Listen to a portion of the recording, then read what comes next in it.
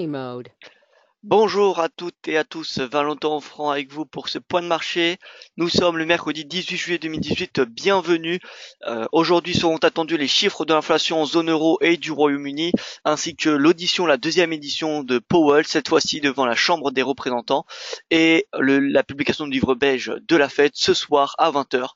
Donc voilà un petit peu les grandes lignes d'aujourd'hui. On va commencer tout de suite par l'avertissement de gaz sur le risque. Avant toute chose, je vais saluer la salle de trading. Bonjour à vous François, j'espère que vous allez bien. Hubert que je salue également, Thierry, Stéphane, Lagdar, Franck, Raymond, bien le bonjour à vous. Franck qui nous dit bonjour à tous. Et bien écoutez, Franck, bonjour à vous, j'espère que vous allez bien. Qu'est-ce qui s'est passé avec le Doll? Eh bien alors avec le Doll, c'est plutôt Powell qui était assez rassurant, on va voir ça dans un petit instant. Euh, Powell qui a tout simplement minimisé l'impact de la guerre commerciale sur l'économie américaine.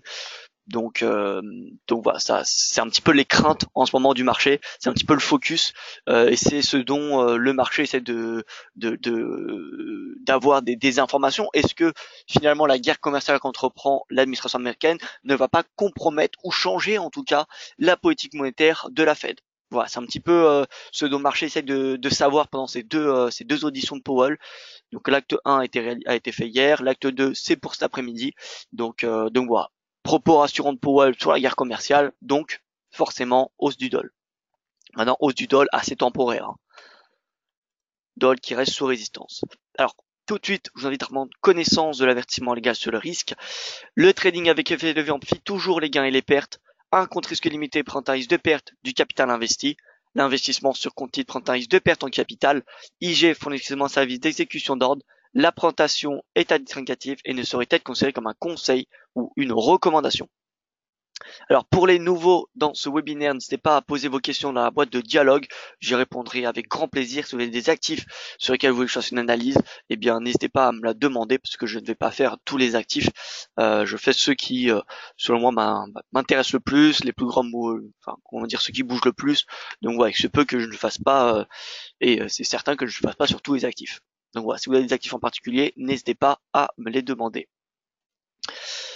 Au niveau du briefing de l'actualité, on a donc Jérôme Powell qui a déclaré devant les sénateurs qu'il estime que les États-Unis sont sur la bonne voie pour des années de croissance régulière et à minimiser, c'est surtout ça le plus important, les inquiétudes sur les impacts économiques d'une guerre commerciale. Donc, hausse doll. Donald Trump qui est revenu sur ses propos conciliants à l'égard de l'ingérence russe dans les élections américaines de 2016 et a admis les conclusions de ses services de renseignement sur le fait que la Russie avait bien interféré dans cette campagne. Je vous rappelle, lundi, on a Donald Trump qui, pendant la conférence de presse conjointe avec Poutine, avait indiqué que eh bien, on n'avait pas de, pardon, il n'y avait pas qu'il ne faisait qui ne croyait pas aux conclusions des agences de renseignement américaines et qu'il n'y avait pas eu d'interférence, d'ingérence russe dans les élections de 2016, qui avait provoqué beaucoup de, comment dire, de tensions euh, aux États-Unis, du fait que Donald Trump, le président américain, critique ces agences nationales. Donc voilà, il a plaidé l'erreur de la syntaxe et l'oubli d'une négation pour voilà, justifier sa première déclaration. Au niveau du Brexit, cette semaine, vous savez qu'elle est très importante, je ne dirais pas décisive, mais très importante. On a des négociations non seulement au Parlement britannique, mais également on en aura au Parlement à Bruxelles. Donc Theresa May qui a évité mardi de justesse l'adoption au Parlement d'un amendement contraire à ses objectifs sur le Brexit, défendu par les pro-européens de son camp des conservateurs. Il faut bien comprendre qu'actuellement, la situation euh, est très compliquée au Royaume-Uni pour ce qui est du Brexit, non, pas seulement le Royaume-Uni versus Bruxelles, mais au sein même du parti de Theresa May qui est le parti des conservateurs, il y a énormément de divisions. Il y a au sein des conservateurs, donc conservateurs c'est la droite hein, concrètement, si on devait donner une comparaison en France, eh bien on a les pro-européens et les anti-européens. Donc Theresa May est un petit peu voilà chamboulée chaque mois, comment dire, vacille d'un côté ou d'un autre du camp des conservateurs. On va dire que voilà, l'année dernière, au deuxième semestre de l'année dernière, a été plutôt côté européen. Depuis le premier semestre, depuis le début de l'année, lors du premier semestre, était plutôt du côté, on va dire Brexit, mais plutôt hard. Je dis pas que c'était une pro hard Brexit, mais tendait plutôt sur que voilà, le Royaume-Uni pourrait sortir de l'UE sans accord, tant pis. Alors que voilà, depuis la démission de Boris Johnson, David Davis, on a Theresa May qui a clairement réorienté sa stratégie et qui est, en tout cas, c'est le sentiment que j'ai, qui se tourne, elle se tourne beaucoup plus du côté européen, qu'elle souhaite à tout prix avoir un accord avec l'UE. Donc, donc voilà. Et en plus de cela, en plus du côté des conservateurs, on a les travaillistes, on a le Labour. Les travaillistes sont, alors, le leader qui a de nouveau été élu, qui a été élu pardon récemment, est anti-européen. C'est vraiment un gauche, je dirais pas extrême gauche, mais presque. Sauf que le parti des travaillistes, on va dire la masse des parlementaires, sont plutôt pour l'Europe. Donc vous voyez que là aussi il y a quand même des complications, mais donc voilà, travaillistes qui est le principal parti opposant des conservateurs, eh bien sont pour l'Europe, alors que les conservateurs sont totalement divisés. Il y en a une partie pour l'Europe et une partie contre l'Europe. Donc c'est extrêmement compliqué de faire passer des amendements sur le Brexit et que les parlementaires se mettent d'accord. Donc voilà, chaque victoire de Theresa May au Parlement est dorénavant euh, a presque un impact sur la livre sterling. Donc je répète, Theresa May qui a évité de mardi de justesse l'adoption au Parlement d'un amendement contraire à ses objectifs sur le Brexit, défendu par les pro-européens de son camp des conservateurs.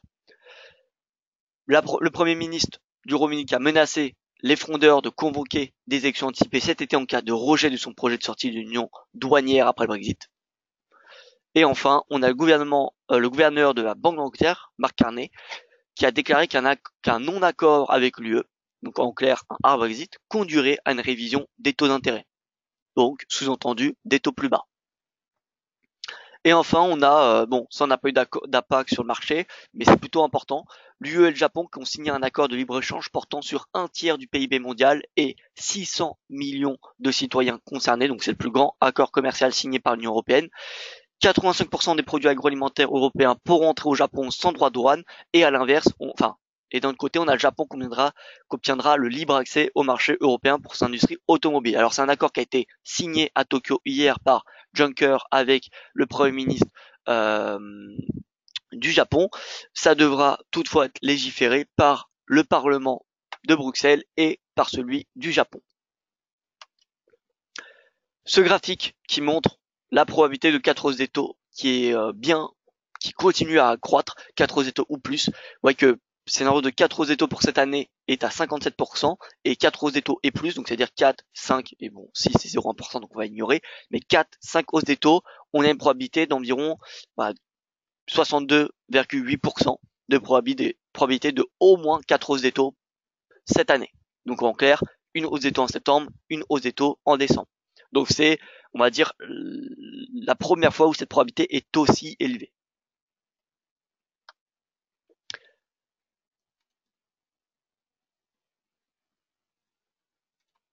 Résumé de la séance américaine asiatique, le Dixie qui prend 0,50% suite aux propos, voilà, on va dire rassurants, ou en tout cas qui ne sont pas inquiétants de Jerome Powell.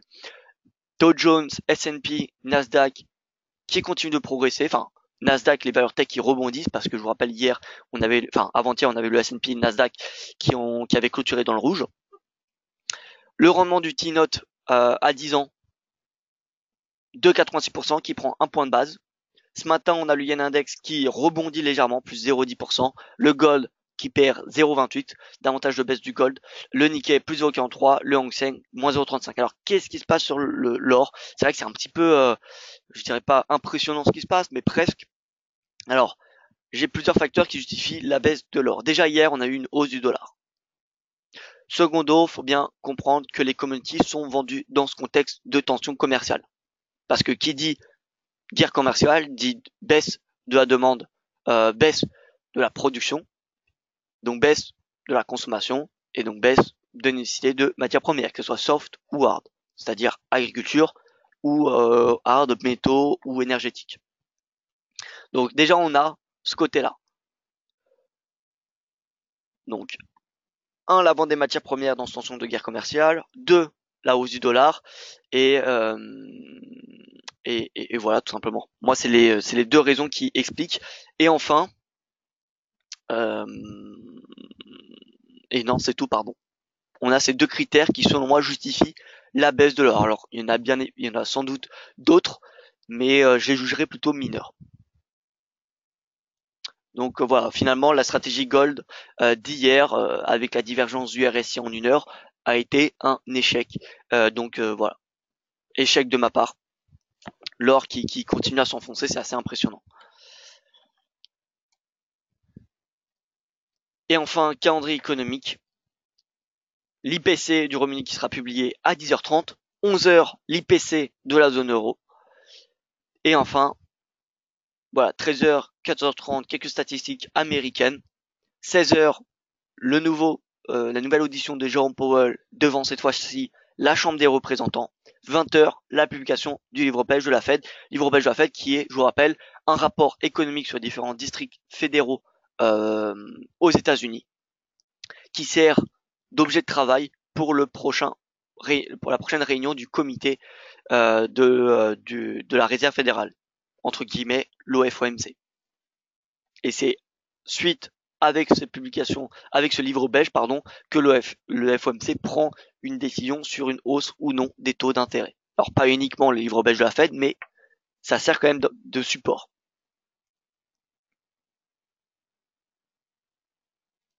Bon, au niveau des chiffres macroéconomiques, on voit que l'IPC du Royaume-Uni est attendu à 2,6%, donc en légère hausse, ce qui n'est pas, comment dire, surprenant, compte tenu du fait qu'on a le pétrole qui a progressé. Mais toutefois, on voit bien que si on exclut le pétrole, IPC Core, IPC hors essence et produits alimentaires, on a un IPC qui est flat. Donc on voit que finalement, c'est les produits énergétiques qui tirent l'IPC, l'inflation vers le haut. Pareil si on regarde en zone euro. IPC Core attendu inchangé à 1% sur un rythme annualisé. Par contre, l'IPC global, qui inclut les prix de l'énergie, du tabac, l'alimentation, attendu à 2%. Donc, c'est vraiment ces produits volatiles qui influencent l'inflation et non, on va dire, l'inflation sous-jacente. Et non les produits sous-jacents, pardon. Alors, je regarde un petit peu vos questions. Alors, le gold, je vais y passer. Je vais passer sur l'or. Bonjour à tous ceux qui viennent de nous rejoindre. Hubert, alors Nicole qui nous dit Valentin, l'or peut-il descendre jusqu'à 1150? Alors, on va voir. On va faire ça dans un petit instant. On va commencer par l'or, étant donné qu'il y a quand même pas mal de questions. Ce pauvre Trump n'a été qu'à l'école primaire. Alors, je pense pas. Je pense que Trump est très très intelligent. C'est juste que, on n'est pas. Enfin, je pense que il y a pas mal de différences de vision. Mais je pense que c'est quelqu'un de très très intelligent. En tout cas, je pense que pour être président de la République, enfin président tout court, faut être quelqu'un d'assez intelligent, stratégique. Donc voilà. Hubert qui me dit RSI sur support, Gold sur support, RSI weekly sur support à 30, SICAS target zone 1200. On va voir ça. Donc j'ai été surpris aussi hier avec l'action du Gold. Pensez-vous qu'il va marquer un arrêt à 1115? Peut-on voir où est le GBP Yen? Qu'est-ce qui se passe avec le dollar? Je vais répondre tout de suite à vos questions. Tout d'abord, on va commencer par l'USD, parce que pour analyser le gold, il faut analyser l'USD. L'USD qui marque un nouveau plus haut de 20 jours. Vous voyez, on a le canal de Auchan qui a légèrement progressé. Toutefois, le RSI, vous voyez, qui continue de diverger. On a toujours des sommets. Regardez, on va se mettre en ligne. Et on a des sommets de plus en plus hauts. Alors que sur le prix, alors que sur le RSI, pardon, les sommets sont de plus en plus bas. Donc on a bel et bien une divergence. Maintenant, comme vous le savez, c'est pas parce qu'il y a une divergence qu'il faut tout de suite passer à la vente. Et si on regarde sur du long terme, vous voyez que le dollar index évolue dans un canal descendant depuis depuis le début de 2016. Et vous voyez que il semblerait, en tout cas d'un point de vue technique, assez logique que le dollar vienne rejoindre le haut de son canal. Donc soit il va temporiser et un bout d'un moment il va tester le haut de son canal, ou soit on va avoir une poursuite de rebond jusqu'en haut du canal. Et c'est à cette zone qu'il faudra être prudent. En tout cas, ce qui est sûr d'un point de vue technique, c'est que tant que le prix ou que le RSI ne sont pas baissiers, le prix ou le RSI ne sont pas baissiers, eh bien, ça me semble compliqué de passer à la vente. Ça me semble trop risqué. Donc, soit on attend que le RSI passe sous 50, ou soit on attend que le prix, voilà, émet un signal baissier. Donc, on va chercher des niveaux, comment dire, de support-résistance.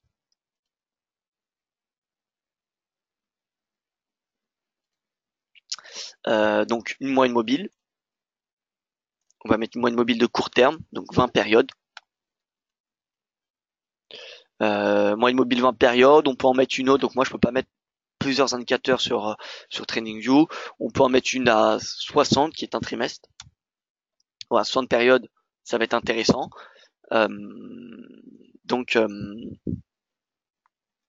donc voilà, si on a une cassure, plus la moyenne mobile va être de longue période et plus le dépassement, le passage sous cette moyenne mobile aura un signal, un poids important d'un point de vue d'analyse technique.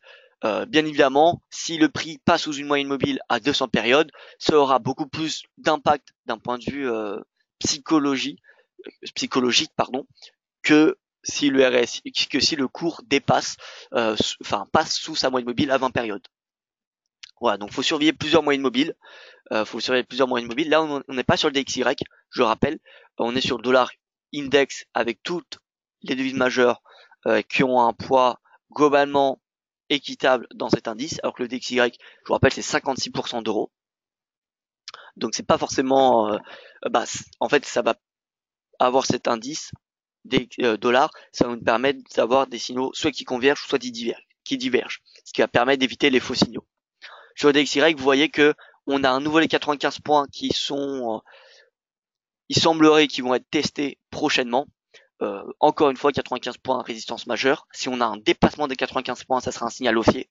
Mais en attendant, on voit bien qu'on a des sommets de plus en plus bas, de plus en plus hauts, et le RSI qui a des sommets de plus en plus bas. Donc pareil, là on a une divergence. Donc si par exemple, demain, la semaine prochaine, on a le RSI sur ce DXY et sur ce dollar index qui clôture tous les deux sous 50, ça serait des puissants signaux baissiers. Des puissants signaux baissiers, excusez-moi. Excusez-moi pour l'erreur. Voilà. RSI à surveiller, non pas seulement sur le DXY, mais je pense que sur ce dollar index, c'est également important. Donc les deux, DXY et ce dollar index, sont importants à surveiller tous les deux. Donc là, pour le moment, on a une hausse. On n'a pas vraiment de signaux baissiers, mis à part la divergence qui alerte sur le potentiel baissier.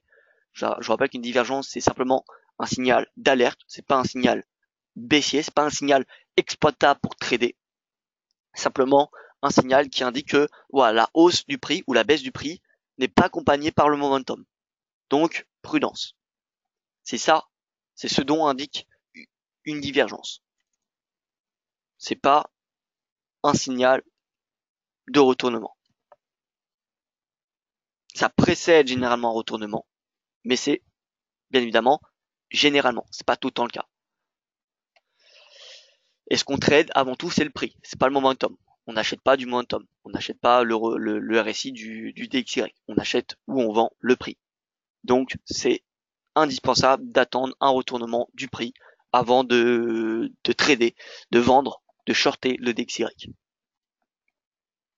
Donc DXY, toujours bull, néanmoins on a un RSI qui alerte sur la tendance haussière. Donc l'or devrait rester sous pression.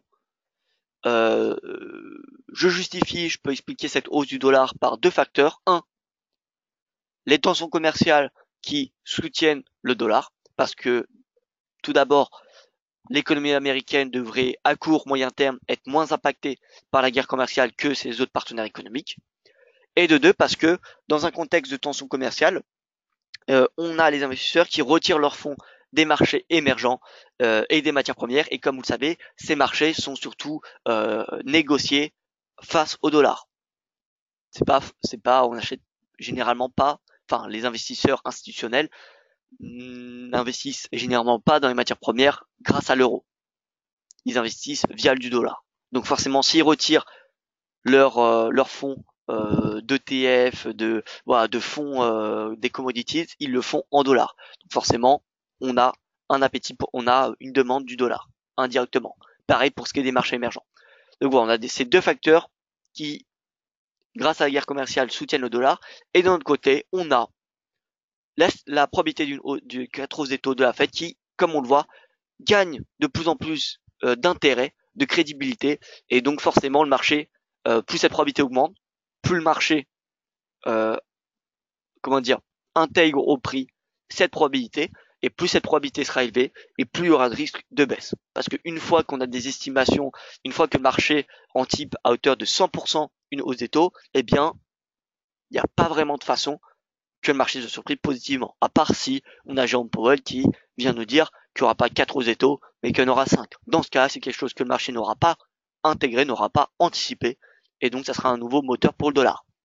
Mais si on a le marché qui intègre les 4 hausses des taux, eh bien, la quatrième hausse des taux, lors de la quatrième hausse des taux, il y aura très probablement un impact baissier. Tout est une question d'anticipation, encore une fois.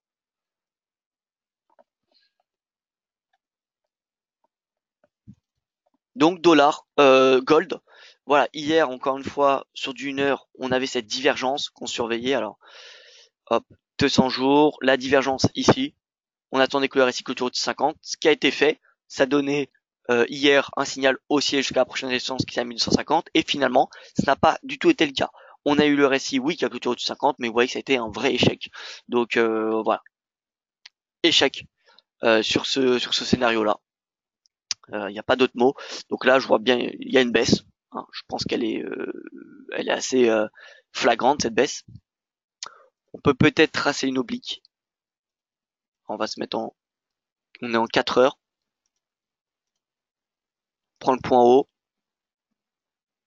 Prenons second le point haut. Ah, on a déjà une oblique en rouge, voilà.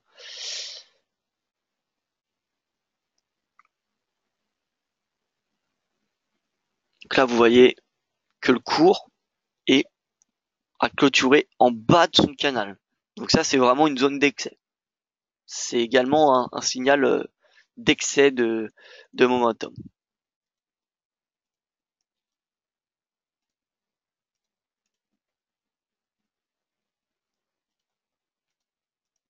Voilà, donc pour moi, le gold, si je le regarde en daily, parce que là, quand on a un excès de momentum, plus on a un momentum élevé, plus il faut chercher des niveaux de support résistance majeurs.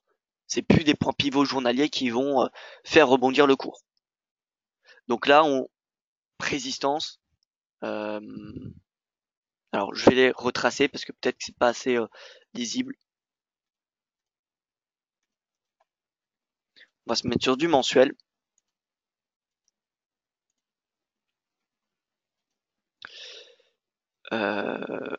Calme, donc je suis à 12 périodes cette fois-ci. 12 périodes, c'est un an sur du mensuel, hein, 12 mois, une année.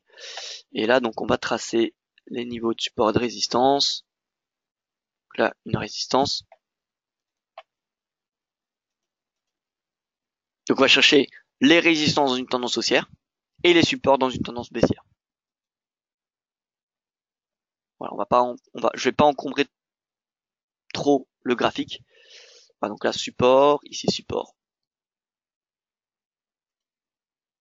Et donc, si on se remet en journalier,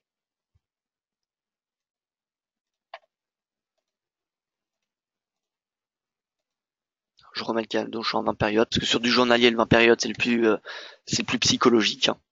20 périodes, c'est un mois. Et donc là, le prochain niveau de support que je constate, prochain support majeur, je dis pas qu'il y en a d'autres, je dis pas qu'il y en a pas avant les 1200, mais vous voyez que il n'y a pas forcément de comment dire de support mensuel entre le prix actuel et les 1200. Donc c'est possible que le prix aille chercher les 1200. Voilà, donc on n'a pas, dommage, on n'a pas les volumes par prix sur les commandes, on n'a que sur les indices. Donc là, vous voyez que eh bien signal baissier hein, finalement, signal baissier. À noter toutefois que bon, c'est encore extrêmement tôt pour dire qu'il y a une divergence sur le graphique journalier, mais vous voyez, on a des creux de plus en plus haut. Et bon, là, on n'a pas encore fait le creux parce que on n'a pas eu le rebond. Donc, on peut pas dire qu'on a eu le creux de plus en plus haut. Ça se trouve, le RSI, demain, il clôturera sous ce creux de la fin juin. Donc, voilà. Au vu du cours, semblerait, je dirais pas logique, mais possible, en tout cas, que le prix vienne chercher les 1200 $. On a toujours une probabilité qui n'est pas totalement, le scénario de 4 Rosetto n'est pas totalement anticipé. Je rappelle que la probabilité de 4 Rosetto, c'est 57% pour le moment. Donc on a encore une marge de progression, ce qui veut dire une marge de hausse du dollar et donc de baisse du gold. La guerre commerciale il n'y a toujours pas de solution trouvée. On a Juncker, le président de la Commission européenne, qui se rendra le 25 juillet à Washington pour dialoguer avec l'administration de Trump concernant les différents commerciaux. Donc voilà, je dis pas que le dollar va rentrer dans un bull market parce qu'encore une fois, la présence de cette divergence m'alerte un petit peu et vous savez que j'aime beaucoup les divergences, je surveille beaucoup les divergences, donc voilà, la divergence sur le DXY mais également sur le dollar index m'interpelle. C'est pour cela que je ne suis pas à l'achat sur le dollar. Mais ça ne veut pas dire que je suis à la vente non plus.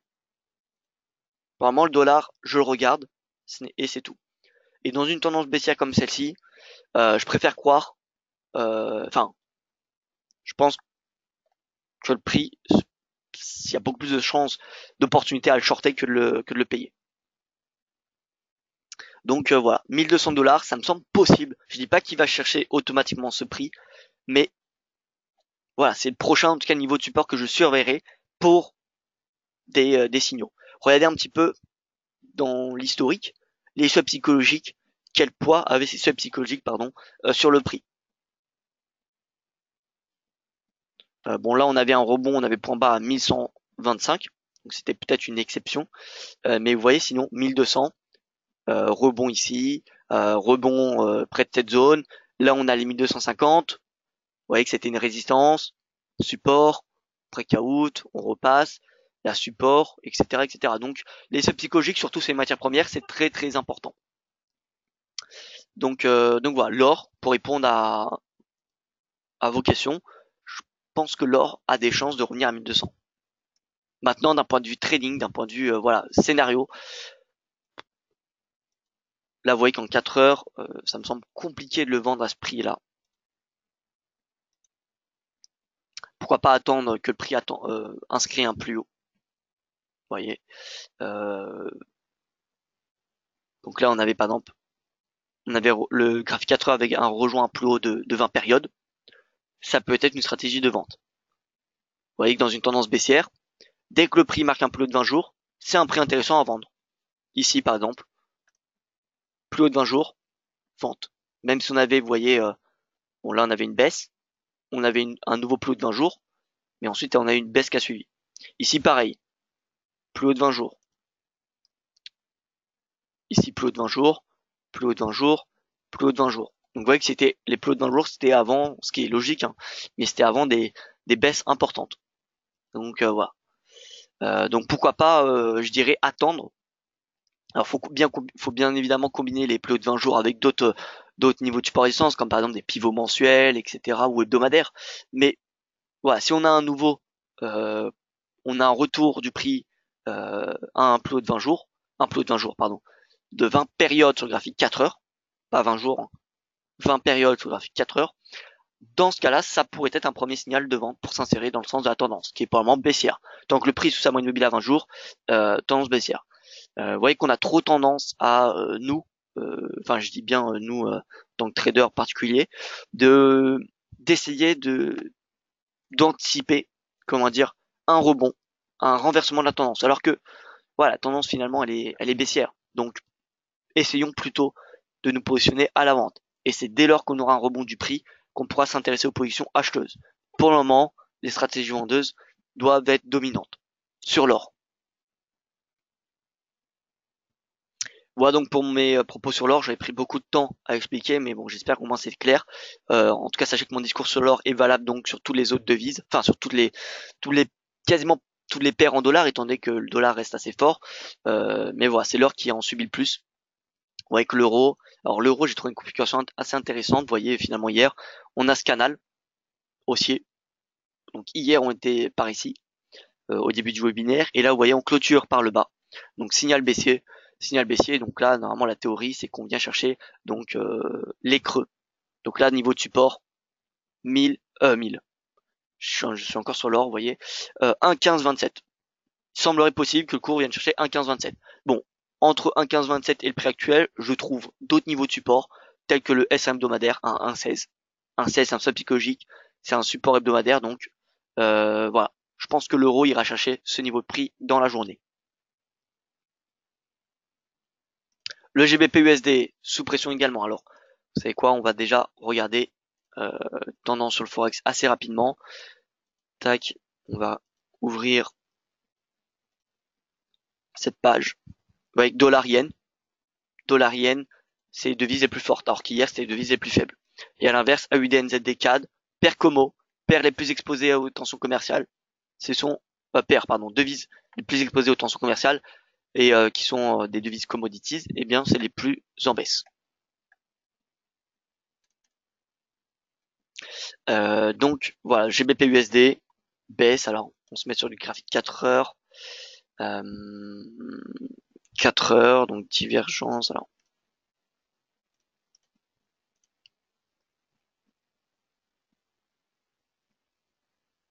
en journalier, donc on a un niveau de support plus bas de 20 jours à 1,30. 1,3049.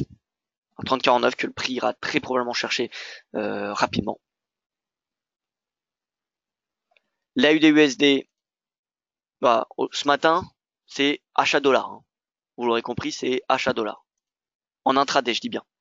Je parle pas sur du swing trading où là, je vous ai dit que, voilà, moyen terme, je préfère ne pas me positionner sur le dollar, que ce soit à l'achat ou à la vente, tant qu'on a ces signaux un petit peu mitigés. Hausse du prix, mais baisse du momentum. Ça, c'est quelque chose qui m'interpelle et donc je préfère pas me positionner pour du moyen terme. Par contre, dans un intraday, on voit qu'on est hausse du dollar, donc je n'exclus pas, les stratégies acheteuses sur dollar en intraday. Et là, vous voyez que l'AUD est en baisse et le prochain niveau de support, il est aux alentours des 0,7330. Donc ça me semble possible que l'AUD-USD vienne chercher ce niveau de prix en intraday encore une fois. Le NZD-USD. Et ensuite, je vais passer sur du swing trading parce que on voit que le yen, notre yen index, commence à montrer des signaux bullish. Enfin, c'est encore très très tôt, mais vous allez voir ça dans un petit instant. NZD baisse et donc là le niveau de support, que je constate. Alors en intraday, 0,6699 me semble assez bas, ça fait quand même une baisse de 60 pips, ça me semble assez important, donc on va chercher un support intermédiaire. Vous voyez que là on est sur le S1 du jour, mais je pense que le S2 peut être atteint. Voilà, si Powell réitère ses propos, on va dire, rassurants, ou en tout cas qui ne sont pas inquiétants concernant la politique monétaire concernant l'impact des guerres commerciales américaines sur la politique monétaire de la Fed, eh bien on devrait avoir une nouvelle hausse du dollar et donc une baisse du NZD-USD jusqu'au S2 qui est, vous voyez, à 0,6725 à peu près. Donc paire en yen, regardez ce yen index, c'est la devise avec le dollar qui progresse le plus. Et si on se met en journalier, hier donc on a eu une nouvelle baisse jusqu'en bas de canal et là on voit ce matin qu'on a une petite réaction haussière. Alors bien évidemment c'est pas ce chandelier qui va nous permettre de rentrer à l'achat, mais on voit que le RSI s'aplatit, il n'y a pas de divergence haussière, mais le RSI s'aplatit, et 2, le prix ralentit. On voit que les chandeliers sont de plus en plus petits. Donc ça c'est signe d'un essoufflement de momentum. Dès qu'on a des chandeliers de plus en plus petits et des mèches de plus en plus grandes, on a, en proportion bien évidemment, on a un momentum qui ralentit, qui s'essouffle. Voilà, donc à surveiller l'action de ce yen index sur le bas de son range, mais si on a un rebond, si on a un avalement haussier, ça serait parfait pour passer à l'achat sur le yen. Si par exemple on a ce chandelier, ça serait excellent, ça serait rassurant, et ça permettrait de passer à l'achat sur le yen, et donc vendre toutes les paires en yen, la plupart des paires en yen, l'AUD yen, le NZD yen, le CAD yen, etc., etc. Et là ce matin, On n'a pas encore l'achat, on n'a pas encore les signaux nécessaires pour passer à l'achat sur le yen, mais on voit en tout cas que la baisse a ralenti. Donc c'est un petit peu le wait and see sur le yen. Mais le wait pendant quelques séances, pas plusieurs semaines. Je pense que le dollar, voilà, on va avoir un signal. Je pense pas qu'on va avoir un signal d'aussitôt, un signal baissier, parce qu'on peut voir qu'on est quand même loin de la moyenne mobile à 60 périodes. Le RSI est quand même loin de 50, donc le temps qu'ils viennent chercher 50, qu'ils dépassent 50 et que le prix baisse sous sa moyenne mobile à 60 périodes, il semblerait qu'on a quand même pas mal de temps devant nous. Ça va pas se faire en quelques séances, ça va se faire en quelques semaines plutôt. Alors que le yen, on peut très bien avoir un rebond d'ici la fin de semaine, voire début de semaine prochaine. Donc là, je parle bien pour du swing. USD Yen, pensez-vous que nous pouvons vendre sur un point haut vers 113,50? Alors encore une fois, Franck, moi je ne suis pas fan de vendre sous résistance parce qu'on est sous résistance. Je préfère vendre lorsqu'on a des signaux baissiers sous résistance. Là, c'est beaucoup plus intéressant. Donc c'est pas parce que l'USD Yen va atteindre 113,50, 115, 120 ou peu importe que voilà, faut vendre. Si le prix atteint un niveau de résistance, faut surveiller l'action du prix. Donc là, on voit qu'on a une divergence baissière sur l'USD Yen sur le graphique 1 heure. Un peu comme ce qu'on avait vendredi 13, vendredi de la semaine dernière. On avait une divergence et vous voyez qui avait provoqué une petite baisse.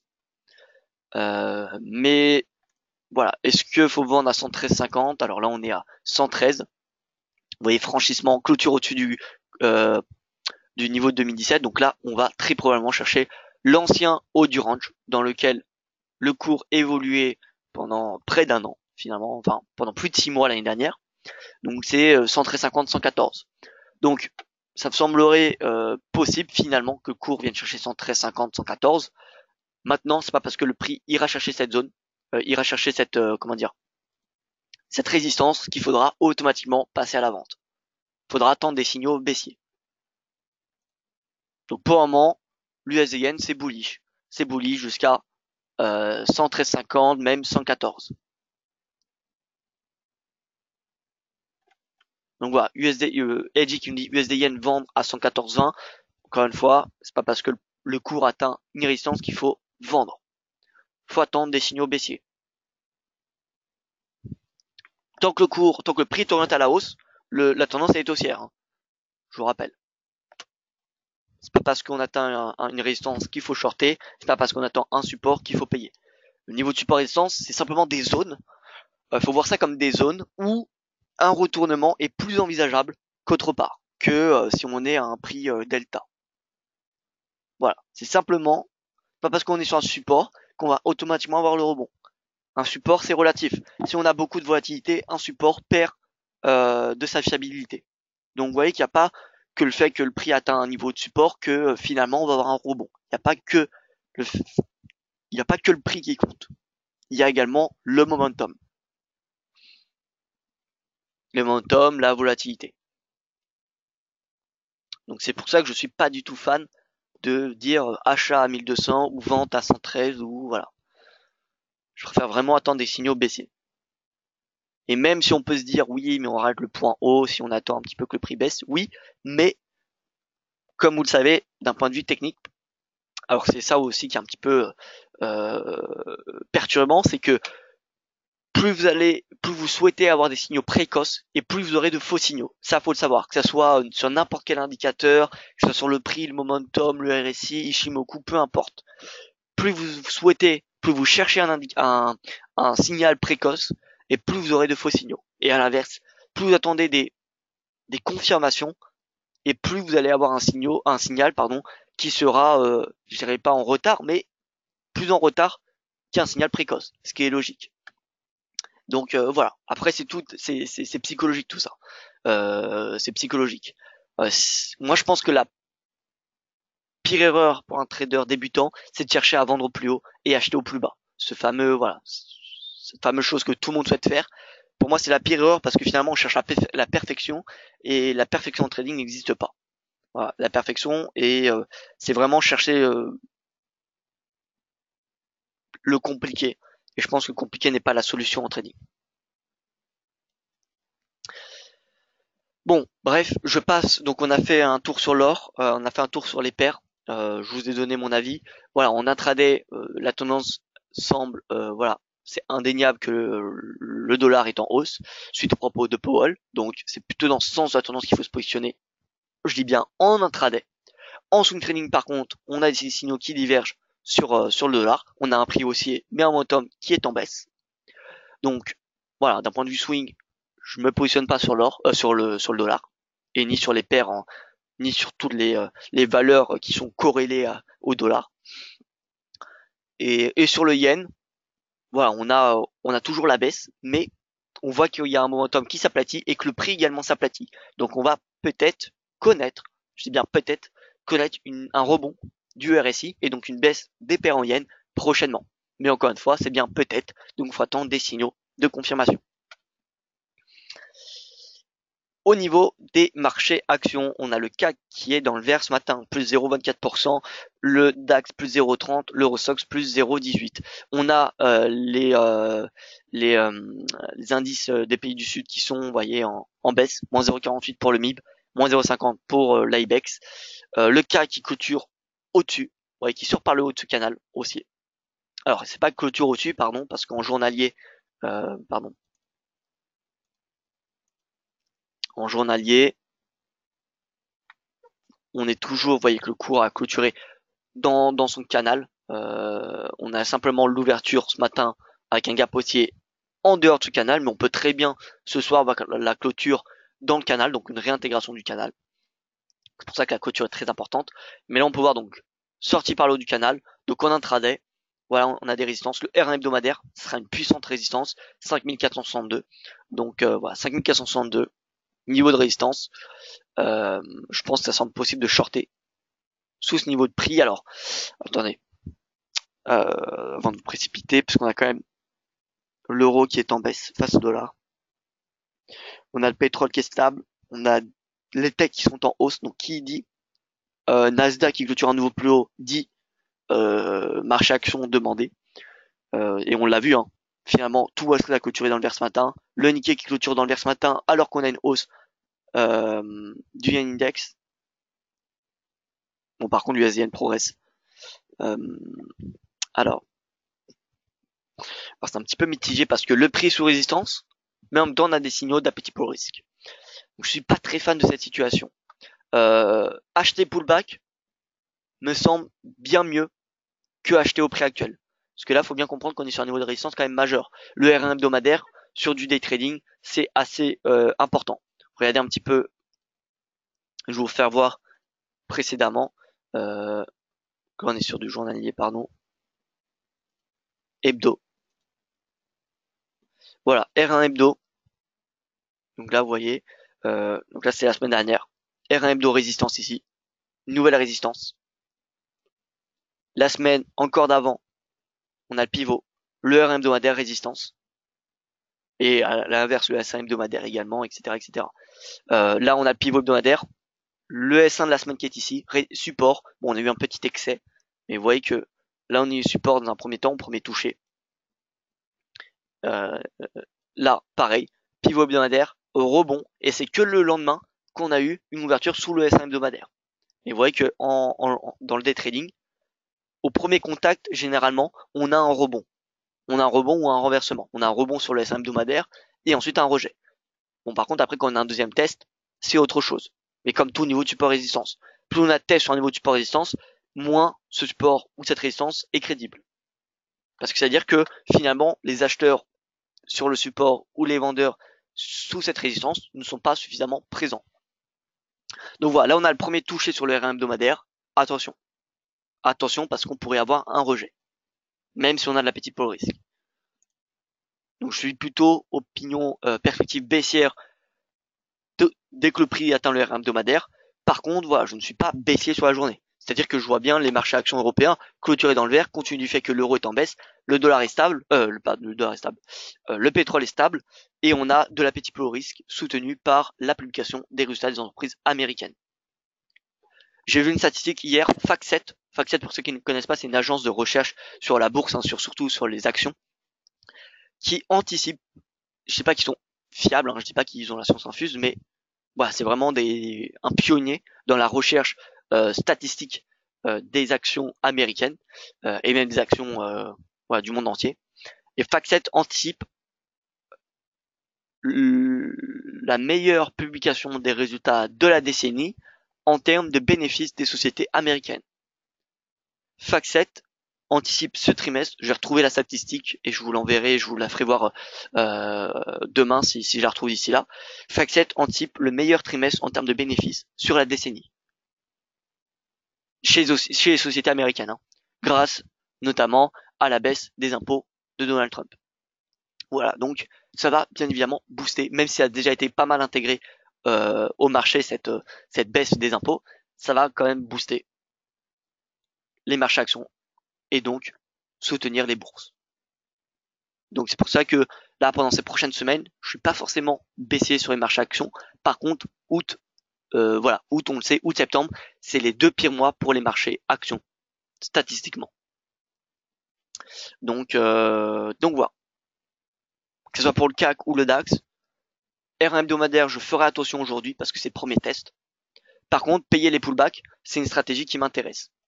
Payer pullback, donc si on a un retour au R1 du jour par exemple, pourra pas se positionner pour viser le R1 hebdomadaire. Ça, en intraday, ça me semble totalement viable. Au niveau du DAX,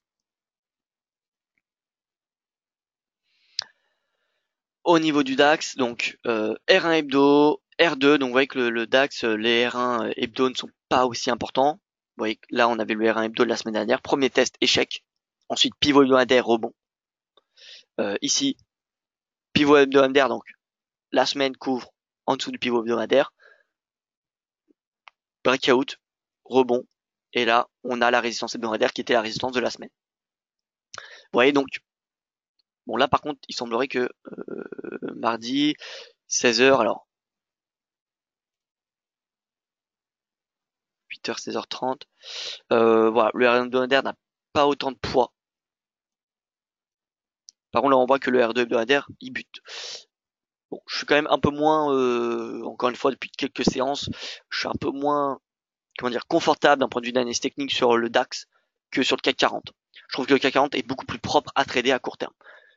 Ça change, hein, bien évidemment, il y a des périodes où le DAX me semble plus intéressant, et encore une fois, c'est personnel, cette analyse. Mais voilà, là, le DAX, honnêtement, d'un point de vue technique, je trouve beaucoup plus intéressant que le DAX.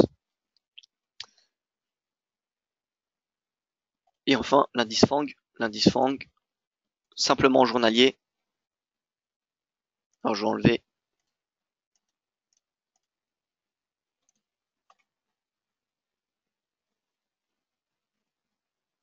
Vous voyez que hier, on a une forte progression du FANG. On a une hausse de 0,32%. 0,32, donc ce qui est finalement pas exceptionnel. Mais à noter que le FANG plus, hein, je ne sais pas si vous connaissez cet index, progresse de 30% depuis le début de l'année. Hein.